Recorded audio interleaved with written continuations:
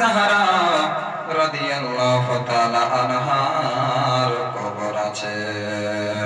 ডাকো তোর মা বোনদেরকে ডাকো, তোমার ফুফুদেরকে ডাকো, শেষবারের মতন আমার মার কবরটাও জিয়ারত করলে। হযরত ইমাম আলী মাকাম ইমামে পাক তিনি যেন আমার কবরে চলে গেলেন। বলে আম্মু জান, আমি ওই কারবালায় চলে যাব গো মা।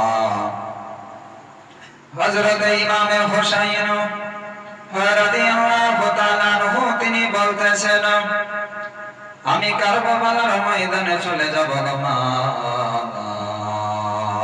মার কবর থেকে কোনো আওয়াজ আসে নাই। হযরত হুসাইন রাদিয়াল্লাহু তাআলা আনহু তিনি বলতেছেন,